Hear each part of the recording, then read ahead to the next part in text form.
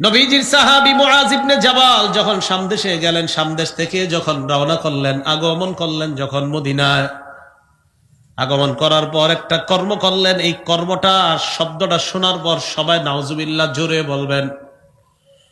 মুআজ ইবনে জাবাল যখন মদিনায় আসলেন, আসার পর সাজাদা লিন নবী সাল্লাল্লাহু আলাইহি ওয়াসাল্লাম, আল্লাহ নবীরে সিজদা দিস। নাউজুবিল্লাহ। নবীরে কি করতে? সিজদা দিছে। নবীজি সাহাবী নবীজির সিজদা দিছে। নবীজি বললেন, মা হাযা ইয়া মুআজ, মুআজ এটা তুমি কি করলা? এটা কি করলা তুমি? মুআজ ইবনে জাবাল জবাব দিলেন, ইয়া রাসূলুল্লাহ আতাইতু শাম, আমি শাম দেশে গেলাম, যাওয়ার পর ফাওয়াফাকতুহুম ইয়াসজুদুনা লিআসাকিফাতিহিম ওয়া বাতারিকাতিহিম, শাম দেশে গেলাম, যাওয়ার পর আমি দেখলাম শাম দেশের মানুষ তাদের ধর্মীয় নেতা আর রাজনৈতিক নেতাদেরকে সিজদা দেয়। নাউজুবিল্লাহ। ফাওয়াদিতু ফি নাফসি আন্না ফাআলা যাকা বিকা ইয়া রাসূলুল্লাহ, আমি নিয়ত করলাম মদিনায় আইসাই আপনারে সিজদা দিমু, কারণ এরা সিজদা দেয় নেতাকে, তো আমি কেন দিব না? নবীজি যে জবাবটা দিলেন, এই জবাবটা আপনাদেরকে যদি কেউ আল্লাহ ছাড়া অন্য কাউরে সিজদা দিতে বলে, জবাবটা দিতে পারবেন নি? জি। নবীজি বললেন, ফালা তাফআলু মুআজ, কশিন কালো এটা করবা না। বলেন তো আল্লাহর শ্রেষ্ঠ মাখলুককে? মুহাম্মদ সাল্লাল্লাহু আলাইহি ওয়াসাল্লাম। আল্লাহর শ্রেষ্ঠ মাখলুককে? মুহাম্মদ সাল্লাল্লাহু আলাইহি ওয়াসাল্লাম। সারা পৃথিবীর মধ্যে আগে বলেন পরে বলেন যত মাখলুক আসছে আসবে, সবার মাঝে সেরা যিনি, তিনি বললেন, সাবধান সাহাবারা, তোমরা আমাকে কখনো সিজদা দিবা না। তাহলে আমার নবীকে যেখানে সিজদা দেওয়া হারাম, সেখানে কোনো মুহাদ্দিস, মুফতি, শাইখুল হাদিস, পীর, ফকির, গাউস, কুতুব, সাগরেরকেও সিজদা দেওয়া হারাম। ঠিক না? নবীজির চেয়ে বড় পীরও নাই, বড় বুজুর্গ নাই, বড় শাইখুল হাদিস আল্লামা নাই, হবে না, আসবে না, ওনাকে সিজদা দেওয়াই হারাম। তো আমি আপনি কে? আমাদের কোনো মানুষকে সিজদা দেওয়া হারাম। নবীজি সাল্লাল্লাহু আলাইহি সাল্লাম এবার শেষের দিকে কি বলে দেখেন, শোনো শোনো তোমরা, কি কয়, লাউ কুনতু আমিরান আইয়াসজুদা লি আহাদিন লিগাইরিল্লাহ, আল্লাহ ছাড়া যদি আমি অন্য কাউকে সিজদা দেওয়ার জন্য কোনো মানুষকে হুকুম করতাম, লা আমারতুল মারআতা আন তাসজুদা লিজাওজিহা, স্ত্রীকে বলতাম স্বামীকে সিজদা করার জন্য। তাহলে এই হাদিসেও শেষের দিকে এই কথাটা বলার কারণে স্বামীর গুরুত্ব কমছে না বাড়ছে? নবীজি বলেন, আল্লাহ ছাড়া কাউকে সিজদা দেওয়া জায়েজ নাই, তাই আমি সিজদার কথা তোমাদেরকে বলবো না। হাদিসের শেষে নবী বলেন, আল্লাযী নাফসি বিয়াদিহি, মুহাম্মাদুন সাল্লাল্লাহু আলাইহি ওয়াসাল্লাম, নবীজি সাল্লাল্লাহু আলাইহি ওয়াসাল্লাম বলেন, আমার প্রাণ যে সত্তার কুদরতি হাতে, তার শপথ, লা তুআদ্দিল মারআতু হাক্কা রাব্বিহা হাত্তা তুআদ্দি হাক্কা যাওজিহা, কোন মেয়ে তার স্বামীর হক আদায় করার আগ পর্যন্ত রবের হক পরিপূর্ণ করতে পারবে না। একজন মেয়ে সব ঠিক আছে, নামাজ পড়ে, রোজা রাখে, সব ঠিক, স্বামীর সাথে প্রত্যেকদিন ঝগড়া করে, স্বামীর হক আদায় করে না, স্বামীর নামে যত অপবাদ আছে দিতে থাকে। স্বামী মানে সে নামাজ পড়ে, রোজা রাখে, সব, কিন্তু স্বামীর সহ্য করতে পারে না, কোনো কারণ ছাড়া, এমনি হুদাই সহ্য করতে পারে না। আপনি রবের হক ততক্ষণ আদায় করতে পারবেন না যতক্ষণ স্বামীর হক আদায় না করবেন। আজকে মা বোনরা যারা মহিলা মাদ্রাসা কেন্দ্র করে আসে, এরা বলবে, হুজুর আপনি এই অধিকার আলোচনা করলেন, আমগো অধিকার নাই। আপনাদের অধিকার সম্পর্কে আমার যত লম্বা বয়ান আছে, এত লম্বা বয়ান অন্য কেউ করে না। যেই বয়ান আমি মহিলাদের অধিকার নিয়ে আলোচনা আছে আমার, আপনারা দেখবেন মহিলাদের অধিকার নিয়ে অনেক লম্বা আলোচনা আছে আমার, নারীদের অধিকার। তো আপনি কটা তো অনেক করলাম, আজকে দুই একটা শুনেন না স্বামীদেরটা। রাসূল সাল্লাল্লাহু আলাইহি সাল্লাম বললেন, রবের হক ততক্ষণ পুরা করতে পারবে না যতক্ষণ স্বামীর হক পুরা না করবে। উদাহরণ নাম্বার 4, এই 4 নাম্বার উদাহরণে একটা সাহাবীর নাম বলবো।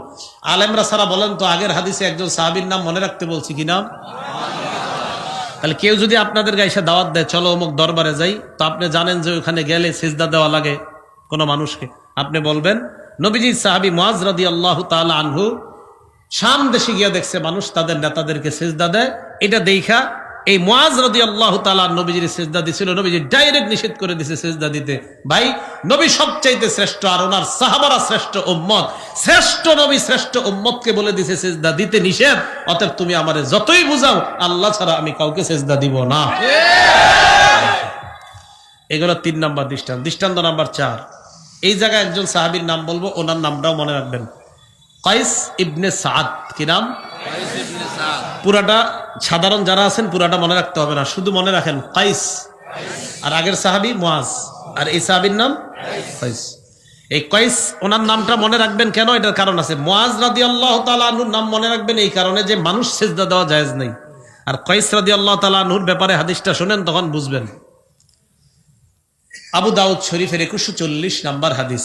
এই কাইস রাদিয়াল্লাহু তাআলা আনহু বলেন, আতাইতুল হিরা।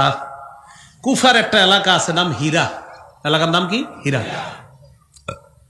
হীরা প্রদেশে আমি গেলাম, যাওয়ার পর ফারাআইতুহুম ইয়াসজুদুনা লিমারযুবানিন লাহুম, সেখানে গিয়ে দেখলাম তারা তাদের নেতারে সিজদা দেয়। নাউজুবিল্লাহ। এখন উনি কি কয় দেখেন, ফাকুলতু, আমি মনে মনে বললাম, রাসূলুল্লাহি আহাক্কু আইয়ুসজাদা লাহ। আরে মানুষ যদি সিজদা পাওয়ার যোগ্য হয় তাহলে রাসূল সাল্লাল্লাহু আলাইহি ওয়াসাল্লাম সিজদা পাওয়ার সবচাইতে বেশি যোগ্য। সত্যি কথা, কোন মানুষ যদি সিজদা পাওয়ার যোগ্য হয় দুনিয়াতে, তো নবীজি সবচেয়ে বেশি যোগ্য হবেন। যদি হতো তো নবী হতেন, কারণ ওনার চেয়ে দামি তো আর কেউ নাই। তো উনি মনে মনে এটা বললেন সাহাবী কয়েস। উনি কি করলেন? উনি বলেন, আতাইতুন নাবিয়্যা সাল্লাল্লাহু আলাইহি ওয়াসাল্লাম, আমি সোজা আল্লাহ নবীর কাছে আসলাম। আসার পর আল্লাহ নবীকে বললাম, ইয়া রাসূলুল্লাহ আতাইতুল হীরা, আমি হীরা দেশে গেলাম, কুফার হীরা নগরীতে গেলাম। যাওয়ার পর রাআইতুহুম ইয়াসজুদুনা লিমারযুবানিন লাহুম, দেখলাম তারা তাদের নেতাকে সিজদা দেয়। তা আমিও একটা নিয়ত করছি, আপনারে সিজদা দিমু। আগের সাহাবী তো দিয়ে ফেলছে, আর উনি বলতেছে আমি নিয়ত করছি আপনারে দিমু। নবীজি বলেন, কি বলতে চাও? কাফা আনতা ইয়া রাসূলুল্লাহ আহাক্কু আন নাসজুদা লাহ, আমি চিন্তা করে দেখলাম সিজদা পাওয়ার বেশি যোগ্য আপনি। এটা সত্যি কথাই তো, যদি কারো সিজদা দেওয়া জায়েজ হয় তা আপনি বেশি যোগ্য। নবীজি সবচেয়ে বেশি যোগ্য যদি জায়েজ হতো, কি বলেন? কিন্তু আল্লাহ ছাড়া কাউকে সিজদা দেওয়া জায়েজ নাই। তো নবীজি কয়, এটা তুমি কি কইলা? জি হুজুর, নবীজি যে কথাটা বলছে সারা জীবন মনে রাখেন। নবীজি কয়, আরাআইতা লাউ মাররতা বিকবরি আকুনতা তাসজুদু লাহ। নবীজি বলেন, মনে করো তুমি যদি আমার কবরের সামনে দিয়ে যাইতা, আমার কবরকে কি তুমি সিজদা করতা? নবীজি কি জিন্দা? তখন কি নবীজি জীবিত না কবরে? জীবিত। নবীজি কয়, আমার ইন্তেকালের পর আমার কবরের সামনে দিয়ে গেলে কি আমার কবরকে সিজদা করতা? কয় জি না। নবীজি বলেন, ফালা তাফালু, শোনো তুমি যেমনি ভাবে আমার জীবদ্দশায়ও আমাকে সিজদা করবা না, আমি দুনিয়া থেকে বিদায় নেওয়ার পর আমার কবরকেও সিজদা করবা না। কি বোঝা যায়? দুনিয়ার সবচাইতে শ্রেষ্ঠ যিনি, তাকে সিজদা দেওয়া হারাম, আর শ্রেষ্ঠ কবরকেও সিজদা দেওয়া হারাম। শ্রেষ্ঠ মানুষ আর শ্রেষ্ঠ কবরকে যদি সিজদা দেওয়া হারাম হয়, তাহলে কোন পীর ফকির তাদের পায়ে এবং তাদের মাজারে কবরে সিজদা দেওয়া হারাম। বুঝে আসছে? তাহলে দলিল সহ বুঝাইলো না আন্দাজি বুঝাইছে? দলিল সহ। কায়েস রাদিয়াল্লাহু তাআলা আনহুর হাদিস দ্বারা বুঝে আসলো কবরেও সিজদা দেওয়া যাবে না, ব্যক্তিকেও সিজদা দেওয়া যাবে না। আর মুআজ রাদিয়াল্লাহু তাআলা আনহুর হাদিস দ্বারা বুঝলাম ব্যক্তিকে সিজদা দেওয়া যাবে না। তাহলে বলেন তো, আল্লাহ ছাড়া কোনো ব্যক্তিকে সিজদা দেওয়া যাবে না? ব্যক্তির সমাধিকে সিজদা দেওয়া যাবে না? আল্লাহ বুঝার তৌফিক দান করেন, আমিন। তো মজার ব্যাপার, এই হাদিসেও শেষের দিকে নবীজি বলেন, লাউ কুনতু আমিরান আহাদান আইয়াসজুদা লি আহাদিন লামারতুন নিসা আইয়াসজুদনা লি আজওয়াজিহিন্না, আমি যদি কাউকে সিজদা দিতে বলতাম, অন্য কাউকে সিজদা দেওয়ার জন্য বলতাম, তাহলে নারীদেরকে বলতাম তারা যেন তাদের স্বামীদেরকে সিজদা দেয়। এই হাদিসেও শেষের দিকে আল্লাহ নবী স্বামীদের গুরুত্ব বুঝাইলেন। আল্লাহ ছাড়া কাউকে সিজদা দেওয়া হারাম, আল্লাহ ছাড়া কাউকে সিজদা দেওয়া। যদি জায়েজ থাকতো, নবী বলেন, আমি বলতাম নারীরা যেন স্বামীকে সিজদা দেয়। গুরুত্ব কম না বেশি? 5 নাম্বার দৃষ্টান্ত, একটা কিতাব আছে নাম সহিহুল জামি', এই কিতাবের 660 নম্বর হাদিসের বর্ণনা। ক্বালা রাসূলুল্লাহ সাল্লাল্লাহু আলাইহি ওয়াসাল্লাম, নবীজি বলেন, ইদা সাল্লাতিল মারআতু খামসাহা, মহিলারা 4টা কাজ করবে। বলেন কয়টা? 4টা। আপনাদের বিবিদেরকে বাসায় গিয়ে বলবেন 4 আমল পাবন্দির সাথে যত্ন সহকারে করতে। বলেন তো কয় আমল? 4 আমল। 1 নাম্বার, ইদা সাল্লাতিল মারআতু খামসাহা, 5 ওয়াক্ত নামাজ ঠিকমতো পড়বে। 2 নাম্বার, সামাত শাহরাহা, রমজানের রোজা ঠিকমতো রাখবে। 3 নাম্বার, হাসসানাত ফারজাহা, সতীত্বের হেফাজত করবে, লজ্জাস্থানের হেফাজত। 4 নাম্বার আতাআত যাওজাহা, স্বামীর আনুগত্য করবে। এই নারী যখন মারা যাবে, কিলা লাহা উদখুলিল জান্নাতা মিন আইয়ি আবওয়াবিল জান্নাতি শি'তি, এই নারীকে বলা হবে জান্নাতের যেই দরজা দিয়ে মন চায় ওই দরজা দিয়ে জান্নাতে প্রবেশ করো। উদাহরণ নাম্বার 6, নবী বলেন ইদা মাতাতিল মারআ ওয়া যাওজুহা আনহা রাদ, কোন নারী যখন মারা যায় তার স্বামী যদি তার উপর সন্তুষ্ট থাকে, নারী মারা গেছে তার স্বামী খুশি তার উপর, নবীজি বলেন দাখালাতিল জান্নাহ, এই নারী মরবে জান্নাতে যাবে। সুবহানাল্লাহ। নারী মারা যাওয়ার সময় স্বামী সন্তুষ্ট। এখন স্বামী স্ত্রীর এই মাঝে আপনার মহব্বত দূরত্ব তৈরির সবচাইতে শ্রেষ্ঠ একটা কারণ কি? অথচ স্বামীর অধিকার, স্বামী যদি স্ত্রীকে তার বিশেষ প্রয়োজনে তার কাছে ডাকে আর স্ত্রী যদি কোনো কারণ ছাড়া অস্বীকার করে, নবীজি বলেন সারা রাত ফেরেশতা তার উপর অভিশাপ দেয়। হ্যাঁ সত্যি কথা, ফেরেশতা সারা রাত তার উপর কি দেয়? অভিশাপ দেয়। বুখারী শরীফের বর্ণনা 3237 নাম্বার হাদিস। রাসূল সাল্লাল্লাহু আলাইহি সাল্লাম বলেন ইদা দা'আর রাজুলু ইমরাআতাহু ইলা ফিরাশিহি, কোন পুরুষ যখন তার স্ত্রীকে তার বিছানায় বিশেষ প্রয়োজনের জন্য ডাকে, ফাবাদ, স্ত্রী অস্বীকার করে, না এখন না, কেন আর আধা ঘন্টা নাটকটা বাকি আছে, আরে আর আধা ঘন্টা দাঁড়ান, আর আধা ঘন্টা। সত্যি কথা কিনা? স্বামীর চেয়ে মোবাইলের মহব্বতটা বেশি হয়ে গেছে, স্বামীর চেয়ে অন্য কিছুর মহব্বত বেশি হয়ে গেছে। এই টেলিভিশন, ইলেকট্রনিক মিডিয়া ঘর থেকে সরান, মহব্বত ঘরের মধ্যে ভরপুর চলে আসবে, মহব্বত গুলা উঠে যাইতেছে ঘর থেকে, একদম সরে গেছে মহব্বত গুলা। কষ্ট নিয়েন না, সত্যি মহব্বত নাই, মহব্বত নাই। স্বামী ডাকে, স্ত্রী আরেকটু দাঁড়ান না, আরেকটু একটু পরে আসতেছে। তো এই যে মানে আপনার স্বামীর চেয়ে একটা মুখ হইতে পারে, আপনার সন্তানের দুধ খাওয়াইতেছেন, সন্তানের খানা খাওয়ান, এটা ঠিক আছে, গুরুত্বপূর্ণ কাজ, কিন্তু কোনো কাজ না, অনর্থক একটা কাজে আপনি আছেন, আপনার স্বামী ডাকলো, বললেন কি আরেকটু পরে, আরেকটু পরে, আপনি কি করলেন? নবীজি বলে লানাতাল মালাইকা ফাবাতা গাদবানা আলাইহা, এই স্বামী যদি স্ত্রীর উপর অসন্তুষ্ট হয়ে রাত কাটায়, লানাতাল মালাইকাতু হাত্তা তুসবিহা, ফজর পর্যন্ত এই নারীকে আল্লাহর সব ফেরেশতারা অভিশাপ দেয়।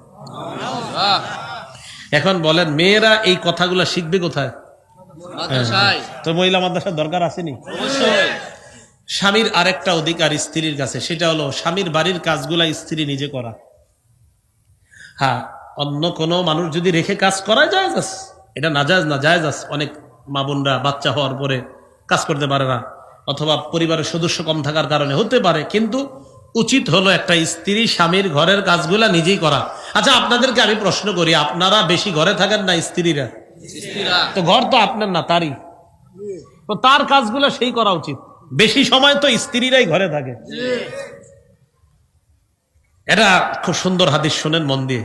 নবীজির মেয়ে ফাতেমা সবচাইতে পছন্দের মানুষদের মধ্যে, নবীজির কাছে সবচেয়ে যারা পছন্দের ছিলেন ফাতেমা ছিলেন। একদম প্রথম সারির যারা নবীর কাছে পছন্দ তাদের একজন ছিলেন ফাতেমা। নবীজি বলছে ফাতেমা তু বুদআতুম মিন্নি, ফাতেমা আমার দেহের টুকরা। নবীটা বলছে, এটা বলছে, নবীজি বলছেন ফাতেমারা যে কষ্ট দিবে সে আমারে কষ্ট দিবে, এটা বলছে। এই ফাতেমা রাদিয়াল্লাহু তাআলা আনহার স্বামীর নাম আলী। হুজুররা কইেন না, হেগরে কইতে দেন, আপনারা তো পারেন, এরা কইলে মনে থাকবো। কি নাম? ফাতেমা রাদিয়াল্লাহু তাআলা আনহার স্বামীর নাম। তো হযরত আলী আমাদেরকে একটা হাদিস শোনাইছে, আবু দাউদ শরীফের 2988 নাম্বার হাদিস, 29 এরপরে 28 2988। এই হাদিসের মধ্যে আছে হযরত আলী বলেন ফাতেমা ঘরের মধ্যে ইন্নাহা জাররাত বিররাহা, জাতা ঘুরাইতে ঘুরাইতে, মুরব্বীরা জাতা কলের কথা বলতে পারে, মুরব্বীরা আগের দিনে জাতা, এটা ঘুরাইতে ঘুরাইতে হাত্তা আসসাওয়া ফি ইয়াদিহা, হাতের মধ্যে ফোসকা পড়ে গেছে। কার? দুনিয়ার শ্রেষ্ঠ মানুষের একজন কন্যা, যিনি দুনিয়ার শ্রেষ্ঠ একজন কন্যা, তিনি ঘরে জাতা ঘুরাইতে ঘুরাইতে হাতে ফোসকা পড়ে গেছে। 2 নাম্বার আসাকাত বিল কিরবা হাত্তা আসসারা ফি নাহরিহা, কলসি ভর্তি পানি টানতে টানতে শরীরে দাগ পড়ে গেছে। কলসি দিয়ে পানি আনে না মা বোনরা, এরকম। ওয়াকানাসাতিল বাইতা হাত্তা বাররাত সিয়াবুহা, ঘর ঝাড়ু দিতে দিতে পোশাকগুলা প্রায় সময় ময়লা হয়ে যায়। আলী রাদিয়াল্লাহু তাআলা আনহু বলেন, আতান নবী সাল্লাল্লাহু আলাইহি ওয়াসাল্লাম খাদামুন, আল্লাহ নবীর দরবারে একদল খাদেম উপহার আসছে। আগের জামানায় খাদেম উপহার আসতো, খাদেম। তো নবীজি এগুলোর বন্টন করে বিভিন্ন জায়গায় দিয়ে দিতেন। হযরত আলী ফাতেমাকে বললেন, ফাতেমা লাউ আতাইতি আবাকি, যদি তুমি তোমার আব্বার কাছে যাইতা, ফাসালতিহি খাদিমা, তোমার আব্বার কাছ থেকে একটা খাদেম যদি চেয়ে আনতে পারতা, তোমার কষ্ট একটু কম হইতো। ফাতাতহু ফাতেমাতু রাদিয়াল্লাহু তাআলা আনহা ফাওয়াজাদাত ইনদাহু হুদ্দাসা, ফাতেমা বাবার কাছে আসলেন, আসার পর দেখে অনেক মানুষ কথাবার্তা বলে, কথা না বইলা ফাতেমা এসে দেখে আব্বার সামনে অনেক মানুষ। ফারাজাআত, হযরত ফাতেমা চলে যায়। মনে করেন আপনাদের কারো ডাক্তারের একটা দোকান আছে বাজারে, অথবা আপনার কারো দোকান আছে, তা আপনার দোকানে আপনার মেয়েটা গেছে, বোরকা টোরকা পরে গেছে, গিয়া একটু আড়ালে দাঁড়ায় আছে, মানে আব্বা কখন একা হবে, আব্বার সাথে একটু কথা বলবো। কিন্তু আপনার দোকানে মানুষ আর কমে না। বাবা কি করবে বলেন তো? বাবা তো যদি খেয়াল করে আমার মেয়েটা আসছে, মানুষদের কারণে কথা বলতে পারে নাই, শাটারটা লাগাইয়া সর্বপ্রথম মেয়ের কাছে যাবে। তুমি গেলা দোকানে কেন মা? নবীজিও সেম কাজ করলেন। নবীজি দেখলেন ফাতেমা আসছে, কথাবার্তা না বইলা চলে গেছে। আতাহা মিনাল গদি, পরের দিন নবীজি নিজে ফাতেমার বাড়িতে চলে গেছে। ফাতেমা, মা কান হাজাতু কি, কালকে কেন গেছো? আমি তো সব দেখছি, তুমি যে গেছো, কেন গেছো? হযরত ফাতেমা চিন্তা করতেছে, কিমনে আব্বারে কই, লজ্জায় চুপচাপ, সাকাতাত, চুপ রইস, মানে বাপেরও তো বলতে হবে আব্বা কাজ করতে করতে ফসকা পড়ছে, এটা বলতে পারতেছে। হযরত আলী কয়, ইয়া রাসূলুল্লাহ উহাদ্দিসুকা, আমি বলি। সুবহানাল্লাহ, হুজুর আমি বলি। নবীজি কয়, হ্যাঁ বলো। ইন্নাহা জাররাত বিররাহা, হুজুর জাতা ঘুরাইতে ঘুরাইতে হাত্তা সারাত ফি ইয়াদিহা, হাতের মধ্যে ফসকা পড়ে গেছে। নবীজি কয়, তারপর? ওয়া হামালাত বিল কিরবা, কলসি ভর্তি পানি টানতে টানতে হাত্তা আসসারাত ফি নাহরিহা, শরীরের মধ্যে দাগ পড়ে গেছে। নবীজি বললেন, তারপর? ইয়া রাসূলুল্লাহ ফালাম্মা আনজা আকাল খাদাম, আপনার দরবারে কিছু খাদেম আসছে। আমারতুহা আনতা আতিয়াকা ফাতাস্তাখদিমাকা খাদিমা, আমি ফাতেমাকে বললাম আপনার কাছে যে একটা খাদেম চেয়ে নেওয়ার জন্য। কথা শেষ তোমাদের? জি। খাদেম কেন আনতে বলছো? কাইয়াকিহা হাররামা হিয়া ফি, হুজুর ফাতেমার যাতে একটু কষ্ট কম হয় এই জন্য বলছি খাদেম আনতে। নবীজি হযরত ফাতেমাকে চারটা কথা বললেন। জোরে বলেন, কয়টা? এক নম্বরে বললেন, ইত্তাকিল্লাহ ইয়া ফাতিমা, ফাতেমা তুমি আল্লাহকে ভয় করো। দুই নম্বরে বললেন, আদ্দি ফারিদাতা রাব্বিক, তোমার রবের ফরজগুলো আদায় করো। তিন নম্বরে বললেন, আমালি আমালা আহলি বাইতিক, ঘরের কাজ নিজে করো। ঘরের কাজ নিজে করো। শ্রেষ্ঠ মানুষ শ্রেষ্ঠ কন্যাকে বলতেছে, শ্রেষ্ঠ মানুষ শ্রেষ্ঠ কন্যা, শ্রেষ্ঠ মানুষ শ্রেষ্ঠ কন্যা। আমার আপনার ভাবের শেষ থাকে না। ওয়া আমালি আমালা আহলি বাইতিক, ঘরের কাজ নিজে করো। চার নম্বরে নবী বললেন, ইদা আখাস্তিমাত জাকিমা, সারাদিন কষ্ট করার পর যখন বিছানায় যাও তখন তিনটা আমল করবা। কয়টা?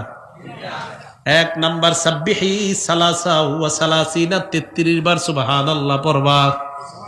ওয়াহমাদি সালাসা ওয়া সালাসিনা, 33 বার আলহামদুলিল্লাহ পড়বা। ওয়া কাব্বিরি আরবা ওয়া সালাসিনা, 34 বার আল্লাহু আকবার পড়বা। নবীজি বলেন, ফাহিয়া মিআই, হলো 100 বার। ফাহিয়া খায়রুল লাকি মিন খাদিম, ফাতেমা আমি বাবা তোমাকে যে আমলটা শিখিয়ে দিলাম, সারাদিন কাজ করার পর এই আমলটা একজন খাদেমের চাইতে তোমার জন্য কল্যাণ। মোল্লা আলী কারি রহমতুল্লাহি আলাইহি এই হাদিসের ব্যাখ্যায় লেখছেন, সুবহানাল্লাহ আলহামদুলিল্লাহ আল্লাহু আকবার যখন সারাদিন ক্লান্তির পর মানুষ যখন পড়বে, তার এই তাসবিহ পড়ার কারণে ক্লান্তি আল্লাহ দূর করে দিবেন। ওই শক্তিটার ভর্তুকি হয়ে যাবে এই আমল করলে। এটা শুধু মেয়েরা এমন না, আপনারাও সারাদিন কাজকর্ম করার পর রাতে শোয়ার সময় 33 বার সুবহানাল্লাহ, 33 বার আলহামদুলিল্লাহ, 34 বার আল্লাহু আকবার। নবীজি বললেন, ফাতেমা এটা করো। ফাতেমা এই কথা শুনে বললেন, রাদিতু আনিল্লাহ ওয়া আর রাসূলিল্লাহ সাল্লাল্লাহু আলাইহি ওয়াসাল্লাম, আমি আল্লাহ আর আমার বাবার ফয়সালা মেনে নিলাম। আব্বা আমার খাদেম লাগবে না, আমি আল্লাহর ফয়সালা মেনে নিলাম, আপনার ফয়সালা মেনে নিলাম। এখন বলেন তো, একটা মেয়ে যে তার স্বামীর বাড়িটা তার, একটা মেয়ের স্বামীর বাড়িটা যে তারই বাড়ি, এটা মেয়েটা দিনের মধ্যে বুঝবে কিভাবে? কোথায় গেলে বলেন তো? মাদ্রাসা। তা আগের কথায় আসেন, ছেলে কার রহমত, মেয়ে কার নেয়ামত? আল্লাহর। এক কন্যা কার নেয়ামত? দুই কন্যা, তিন কন্যা, একাধিক কন্যা কার পক্ষ থেকে নেয়ামত? আল্লাহর পক্ষ থেকে। তো মেয়েরা দিন শিক্ষা দরকার আছে। মেয়েদের দিন শিক্ষার শ্রেষ্ঠ জায়গা কি? মাদ্রাসা, মহিলা মাদ্রাসা। আল্লাহ আমাদের সকলকে এইগুলার জিগায় না আর কত পেঁচে ফেলাবেন আমারে। রাসূলুল্লাহ সাল্লাল্লাহু আলাইহি ওয়াসাল্লাম যে জিগাইছে হেও জানে যে এটা না যায়, এর লেগে জিগাইছে। অনেকে জানে যে না যায়, এরপরেও জিগায়। জিগায় কেন? যে হুজুর একটু ফালাই বাড়ে ইউটিউবে, এগুলো নিয়ত থাকে। রাসূলুল্লাহ সাল্লাল্লাহু আলাইহি সাল্লাম আমাদেরকে শিখাইয়া দিলেন, জানায়া দিলেন, মেয়েও রহমত, ছেলেও রহমত। আমরা ছেলে হোক মেয়ে হোক, বাস আলহামদুলিল্লাহ। ছেলে হলো আলহামদুলিল্লাহ, মেয়ে হলো আলহামদুলিল্লাহ। আল্লাহ পাক রব্বুল আলামিন আমাদের সকলকে, আমরা যেন আমাদের এই নিয়ামত গুলাকে কাজে লাগাইতে পারি। মেয়েদেরকেও যেন আমরা একদম সুন্দরভাবে দ্বীনের শিক্ষায় শিক্ষিত করতে পারি। আল্লাহ তৌফিক দান করেন। আমিন ওয়া আখিরু দাওয়া।